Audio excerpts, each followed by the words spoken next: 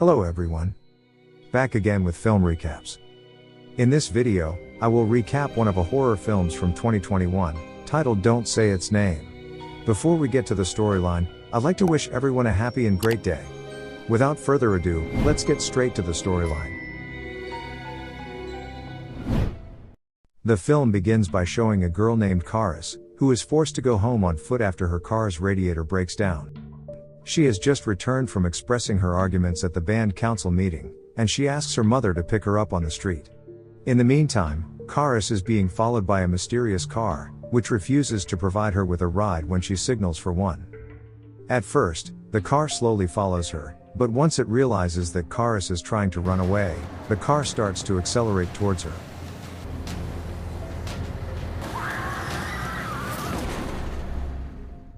The scene then switches to the following day at the house of a female officer named Betty, where the police officer leaves alone with her nephew named Ben. Betty then receives a phone call from a colleague named Andy. At this moment, Andy informs her that Karis' mother, Mary Lynn, has arrived to the shed to see her daughter's body. We then move to an indigenous ranger woman named Stacy. She is out hunting for animals on her own, and she suddenly comes across a bear trap in the forest. Therefore, she takes the trap because she is worried that it will be stepped on by human feet. We return to Betty, who has arrived at the shed. She invites the victim's mother to come in and certify the dead body. And when the body bag is opened, Mary finds it difficult to accept that the corpse is in fact that of her own daughter, Karis. Mary says that her daughter had been through a lot, but she doesn't understand why that it had to end in this way. Long story short, the scene switches to a pair of fiancés who are visiting a land, where their camp center will be built with the approval of the local band council. The man named Ray, and his fiancée, Beth. It turns out that Ray is simply accompanying Beth, as she conducts a survey of the land that will be tilled. While working on their survey, Beth notices a crow flying above them and detects a terrible smell that smells like carrion. She then tries to ask Ray about it, but Ray doesn't smell anything. Beth then notices what appears to be a wave passing through her measuring device. Not sure what it is, but Beth is suddenly attacked by something that cannot be seen.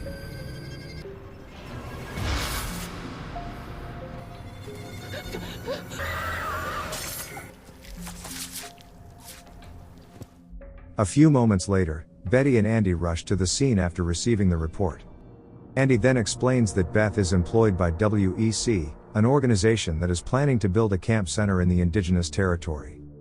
When Betty asks Ray for information, he claims that he hasn't seen anyone attack his fiancée, which makes Betty feel strange. According to Ray, Beth died after smelling something that smelled like blood around the area. The following day, the scene returns to Stacy, who is having her lunch at a cafe. At the same time, there is a perverted man named Donnie who is intently observing her looks. A woman named Frances then approaches her, and says that she has been quite busy at the shed recently as the ice road has thickened all around the area. Shortly after, Stacy, who wants to return to her car, realizes that her car has been blocked by Donnie. Donnie then attempts to entice Stacy by giving her a t-shirt that shows he is one of the people who supports the WEC organization. Moreover, instead of moving the car, Donnie asks for Stacy's phone number, which makes her feel irritated. Stacy then pretends to take a pen and immediately hits Donnie in the face, causing his nose to bleed. The scene then switches to a couple named Jessica and Gary. While they're talking about their hunting activities, Gary suddenly notices a strange smell, and they hear something walking on top of his car. What? I don't smell anything. Gary bet that it is a wolf, so he takes out his rifle to check it out. This is my chance. I'm getting one.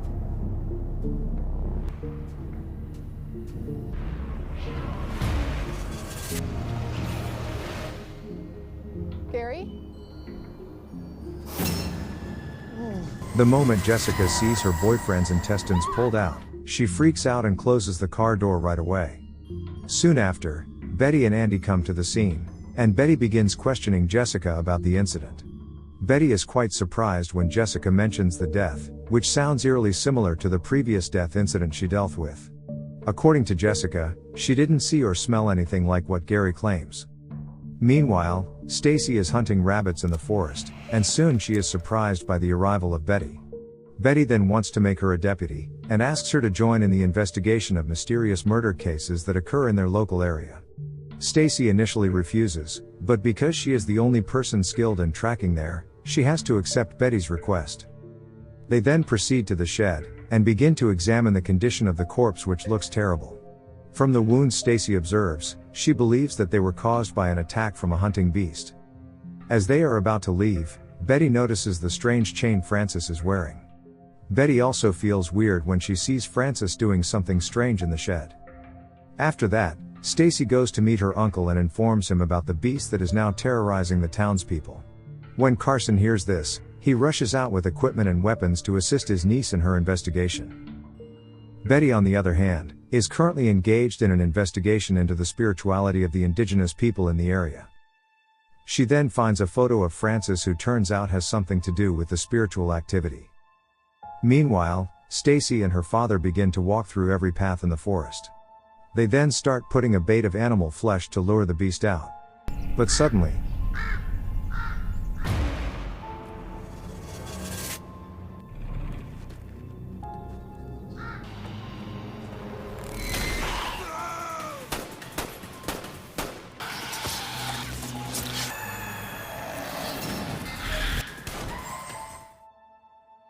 they finally know that it wasn't an animal who did all of this, but a terrifying demon that is difficult to deal with.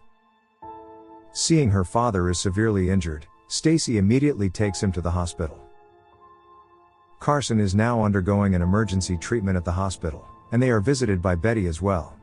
At this point, Stacy explains that what they are dealing with is not a wild animal, but rather a demonic figure who looks like the previous hit-and-run victim named Karis. Betty, who previously did not believe in such things, now believes that this tragedy has something to do with the spirit. Short time later, Andy arrives to find out about the incident. He is now asserting that the perpetrators of all this are people who are hiding in the inland. In fact, these people are doing this because they have been influenced by evil spirits, and he believes these people are a bunch of hysterics. Stacy and Betty simply accept what Andy says, since he won't believe the truth behind all of these.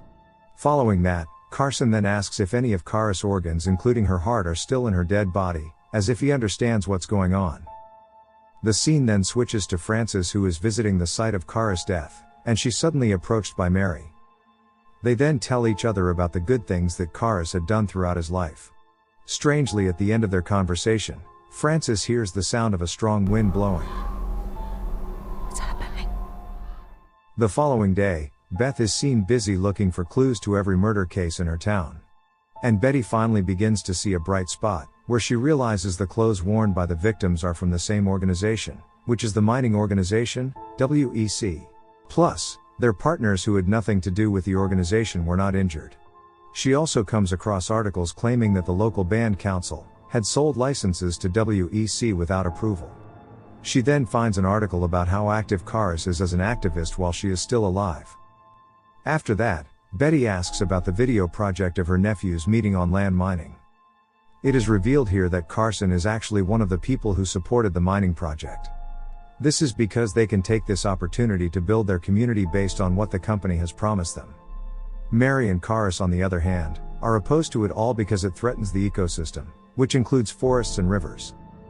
In the evening, Betty comes to the shed and inquires about Karis' body, but Frances informs her that the body has been moved to a new morgue. Betty, who is not satisfied with the answer, keeps pressing Frances for all the transportation record, but Frances continues to make excuses. After being pressed by Betty, Frances finally tells the truth and informs Betty to meet Mary Lynn, the person who took the body. The next day, Betty meets Stacy, and explains that all the dead persons are the workers for the mining organization that will start their project in this area. Betty then provides evidence that her uncle is also one of the people who support the organization's movement, which explains why he's being attacked by the spirit. After that, they meet Andy, who has just caught Donnie. Donnie is arrested after accidentally shot a deaf old woman, who is walking in the bush. He thought the elderly woman is a murderer who was terrorizing the neighborhood. Andy then goes to a cafe, where he tells Frances that he saw her at the site of Karis' death. Frances then explains that she was only paying her respects to Karis. At first, Frances appears to be hiding something, but after reminiscing about Karis' efforts in protecting nature, she finally makes a confession. She also notices Donnie, who had been arrested first. It is at this point where she begins to admit that Donnie is the one who had hit Karis. Plus, she explains that Donnie asked her out at that time, but she was given drugs so that she became semi-conscious when Donnie carried out his act. Back to Stacy and Betty, they will now meet Karis' mother. Betty then inquires about the whereabouts of Karis' body, but instead, Mary informs that Karis' corpse had been taken by her ancestral spirits. At this point, Mary begins to show her hatred towards WEC, who wanted to take everything from them, including their indigenous land. After seeing Mary's flighty emotions, they decide to leave her alone. On their way to the car, Betty's nephew calls her and says that the mining organization is starting to offer job opportunities. Even though Betty forbids him from going to the place, Ben still insists on applying for a job at WEC. As Stacy and Betty are about to leave, Stacy seems to think of something. She then returns to Mary and begins to tell her the story of her colleague who is closely related to Mary's story. She also tries to convince Mary that what she is doing is not right. Although the intention to protect the territory is good, but killing by any means is wrong. Stacy then gives the amulet that her friend had given to Mary. On the other side, as Ben is on his way to apply for the job, Betty again warns him to stay away from anything related to WEC. Then suddenly, Ben, who is panicked, immediately runs away as fast as he can.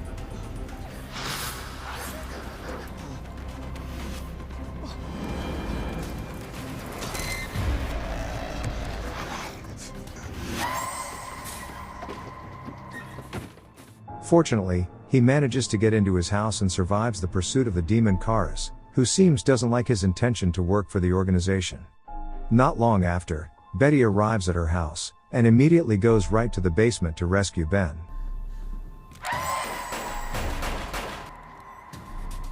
Betty manages to get into the room and survive the pursuit of Karis.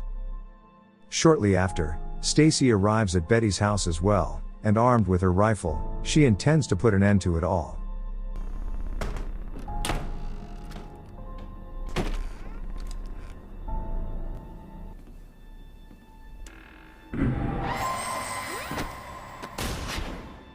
In the midst of a panic, she tries to find Betty, and when the demon Karis attempts to break down the door, Stacy distracts her by showing the t-shirt with the WEC logo Donnie gave her. After that, Stacy lures Karis out of the house. Karis, come at me! As she had planned, Karis gets caught in a bear trap set by her. Stacy and Betty then strafe Karis with their weapons. But the result is not as what they had hoped, since Karis is no longer a human. In a state of panic, Stacy tries to take an axe to end the spirit's existence, but suddenly,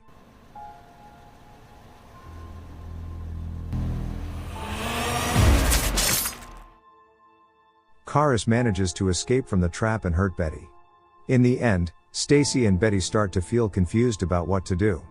Meanwhile, Mary, who has realized her wrongdoing, finally decides to put an end to all this by performing a ritual, in which she will burn Karis' heart to paralyze her daughter's demon. Just in a matter of seconds, the demon Karis is losing her strength. So Stacy doesn't want to waste time after seeing the opportunity, where she finally succeeds in beheading the head of the demon Karis. The scene then shifts back to Mary, who is now being visited by Francis. Francis asks Mary if it is all over, and Mary answers that it is almost over. In addition, she says that they can only say her name one more time to summon her spirit, and they will never be able to do so again. Back to Stacy and Betty. Andy then arrives on the scene and informs Betty and Stacy that he has arrested the individual responsible for Karis' death. But without Andy knowing it, he has mentioned Karis' name in his explanation. And in the end, Karis' spirit rises for the last time and begins attacking Donnie, the one who was supposed to die from the beginning. And with that, the film ends.